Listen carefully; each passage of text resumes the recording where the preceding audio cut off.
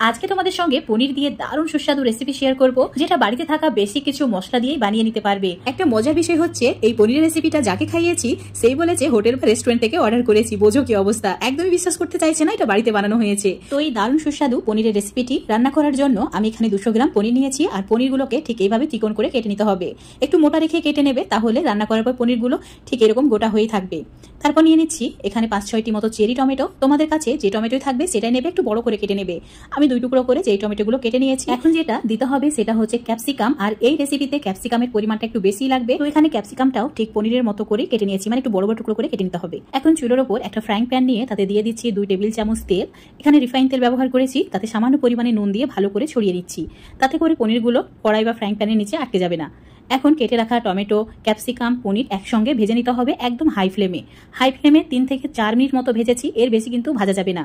ভাজা হয়ে গেলেই একটা বাটি বা প্লেটের মধ্যে তুলে রেখে দিতে হবে, আর সঙ্গে সঙ্গেই ঢাকা দিয়ে দিতে হবে, তাতে করে পনিরগুলো রান্নার পর একদম তুলোর মতো নরম হয়ে থাকবে। এবার ওই ফ্রাইং প্যানে যে তেলটুকু রয়ে গেছে সেই তেলেই 2টি শুকনো লঙ্কা, 1 টুকরো দারচিনি, 2টি এলাচ, 4টি লবঙ্গ, রসুনের কুয়া 8-10টি মতো, 3-4 টুকরো আদা, আর তার সঙ্গে দিয়েছি 5-6টি মতো কাজু, আর একটি বড় সাইজের টমেটোর বীজগুলোকে ফেলে দিয়ে অ্যাড করেছি। লো ফ্লেমে ওই 2-3 মিনিট মতো ভেজে নিয়েছি। এখন একটা মিক্সার জারের মধ্যে তুলে রেখে দিচ্ছি। ঠান্ডা হয়ে গেলে অল্প একটু জল দিয়ে পেস্ট করে নেব, একদম মসৃণভাবে পেস্ট করে নিতে হবে। ফ্রাইং প্যানটা চুলোর ওপর বসিয়ে দিয়ে তাতে 1 টেবিল চামচ তেল দিয়েছি, আর একটা বাটারের কিউব দিয়ে দিয়েছি, সামান্য পরিমাণে গোটা জিরে, আর তার সঙ্গে 2টি মিডিয়াম সাইজের পেঁয়াজকে ছোট করে কেটে নিয়ে অ্যাড করতে হবে। তোমরা যদি রেসিপিটি নিরামিষ বানাতে চাও, রসুন আর পেঁয়াজটা অবশ্যই বাদ দিয়ে দেবে, তাহলেই হয়ে যাবে।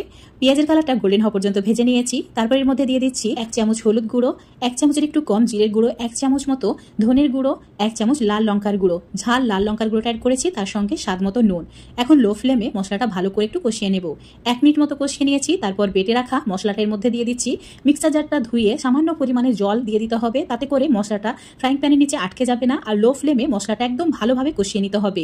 লো ফ্লেমে 3 থেকে 4 মিনিট মতো কষিয়ে নেওয়ার পর দিয়ে দিচ্ছি 2 চামচ ফেটানো টক দই। আর দই অ্যাড করার পর একদম কন্টিনিউ নাড়াচাড়া করতে হবে, না হলে দইটা ফেটে যাবে। এখন সামান্য পরিমাণে চিনি দিয়ে ওই 2-3 মিনিট লো ফ্লেমে ভালো করে কষিয়ে নেব।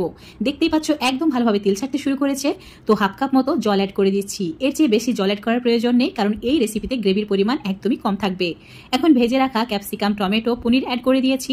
হাই ফ্লেমে 5 মিনিট মতো রান্না করে নেব, আর একদমই ঢাকা দেওয়া যাবে না, এভাবে রান্না করে নিতে হবে। 5 মিনিট পর দারুণ একটা কালার চলে এসেছে।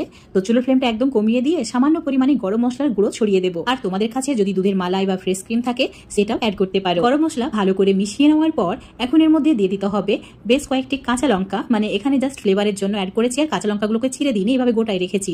সামান্য পরিমাণে উপর থেকে ধনেপাতা ছড়িয়ে দেবো। এখন চুলোটা অফ করে দিয়ে ঢাকা দিয়ে কিছু সময় রেখে দিচ্ছি, তারপর তোমাদের দেখাচ্ছি। দেখতে